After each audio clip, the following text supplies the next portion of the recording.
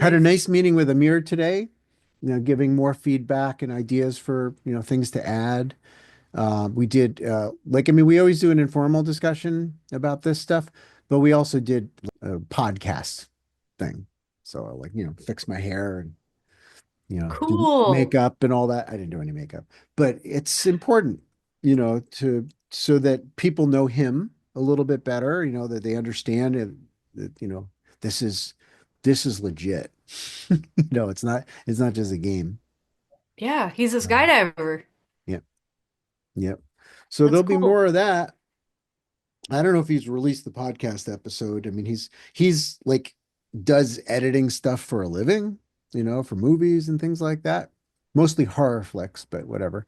And he, he like me, he'll get into the little nitty-gritty stuff of the editing and trying to massage transitions or whatever. So it might take a day or two. Yeah, what else is going on? There's some fundraiser stuff that people are involving me in.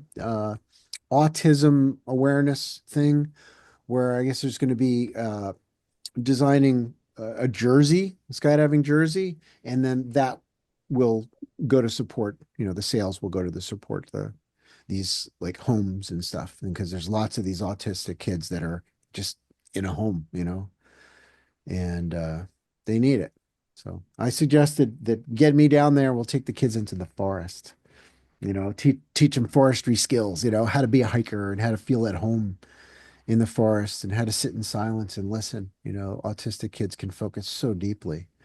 I think that'll be really, really good. I'm looking forward to being more a part of that. That's That's so awesome. incredibly good for kids. It doesn't matter what kind of kid, they come No, in all well, shapes and sizes, but it helps all of them.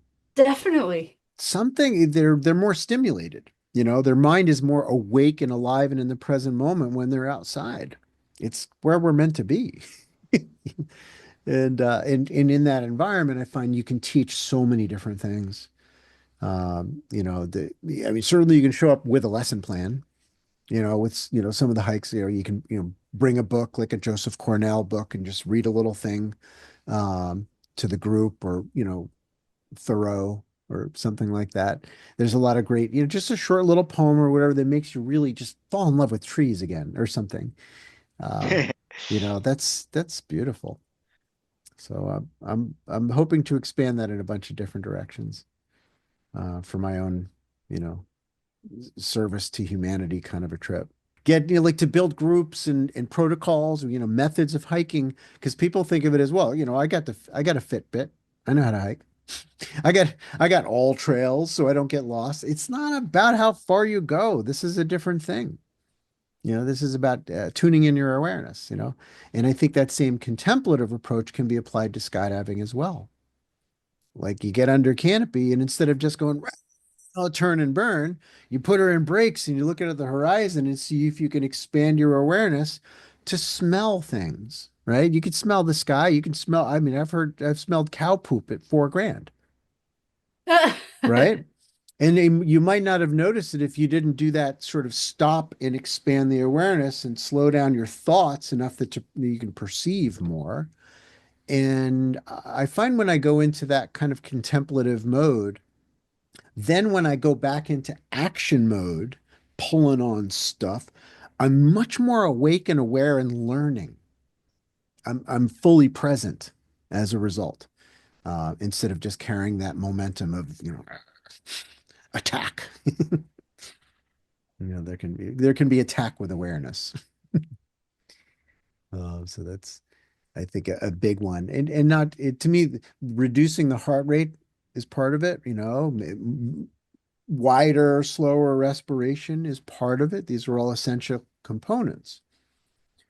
But I think the deliberate focusing on this now moment is what opens up the door for the expanded canopy piloting, for instance, or the expanded sit flying, where you're sitting and you're like, yeah, no, I'm just going to stop. I'm going to get still, but not stiff. And I'm going to hold still. And then I'm going to notice certain muscles flexing, try to push my heels down a little bit more, stop my feet from wandering. Is my head forward like the 1980s or am I pushing my head back? You start to become aware of those details and you're capable of changing what you're doing because you stopped. And then that allowed for, the awareness of all the senses to increase. Now it's a different way to look at the sport. It may not be so cool, but sooner or later, I think everybody finds their way to appreciating those moments a little bit more deeply. Make every jump count, where you have that infinite moment, which is kind of an interesting concept in itself. That a singular moment can be infinite. In other words, accessible in the future, where you just stop and go, remember that time? You know what I mean? Remember that time I popped my brakes, I loosened my chest strap, I sat down nice, and I just slowed it down and I really breathed. It might have only been 10 or 12 seconds, but the sensation of it, it's nothing like that. When we realize that we are all the same and we are all beautiful. Dare I say it, living beings are beautiful. Although some of them are very noisy. Didn't bother the horses, didn't bother the cat, but it bothers the bees. It bothers the pollinators. It makes the birds jump and it affects the vibe of the ecosystem, and you could say, it doesn't mean anything. I don't know. Where's your food come from? What if the pollinators didn't do their job nearly as well because of human influence?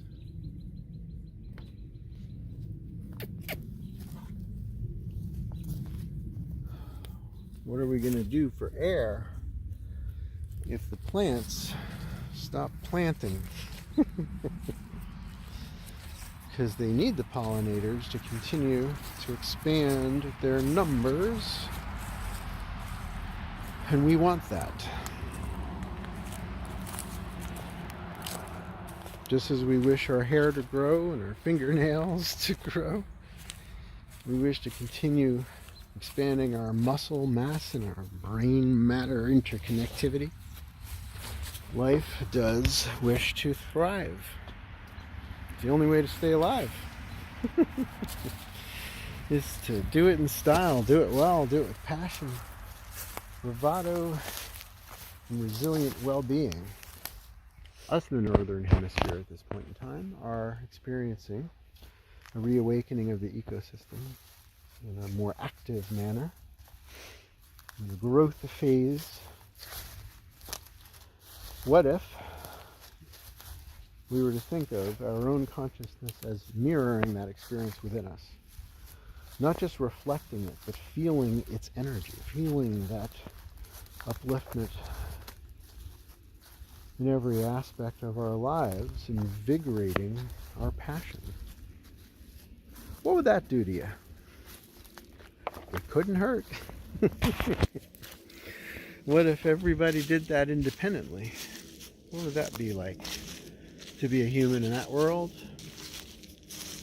Well, turns out, if you see all that is happening, although there are happenings that are maybe not so constructive from a certain perspective, more destructive, that it's all leading to better because we are learning. We're learning what we want as a species. We're learning how we want to live by living, in many cases, something quite different. If the city life feels oppressive, as you sit in your subway car, rattling away, staring at your phone, breathing God knows what. I don't know. Fresh vegetables on the farm doesn't sound so bad, does it? And just observe all the resistances that occur in your mind, the yeah buts. ask whether it's really true, and ask where it came from. Sometimes change is met with laziness, and that's just enough to keep it from happening. Something that you actually want, something that really lights your fire. When you think about walking outside and hearing a bird instead of a helicopter.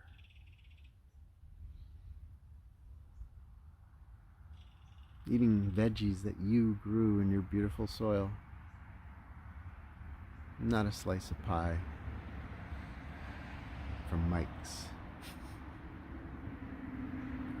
It's good stuff from a certain perspective.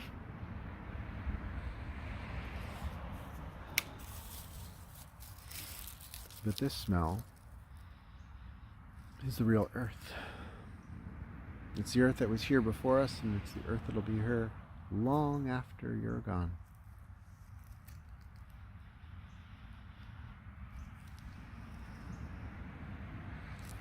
I don't know. We can love anything if we love hard enough. But some things are just so easy to love. And that's Mother Nature. And you, when you are in vibrational harmony with her ways. And even when you're not, you are loved and forgiven until you come over to the other side of the fence, to the place of balance and respect for the earth, in a way that includes you in that esteem, and that feels that connection that is inseparable, and sees the illusion of separation for what it was, just a story we told in our mind that wasn't really true. So breathe with me now in this moment.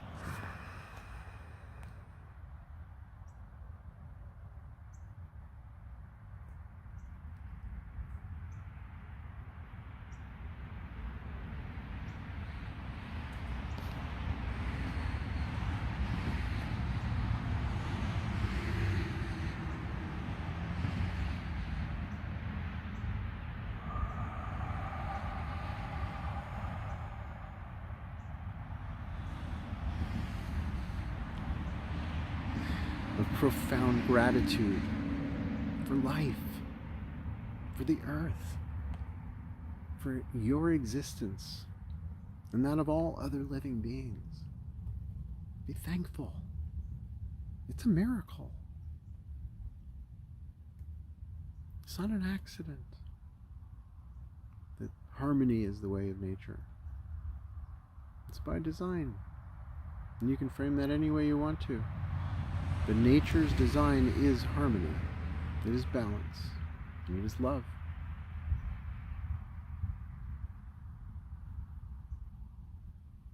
And so are you.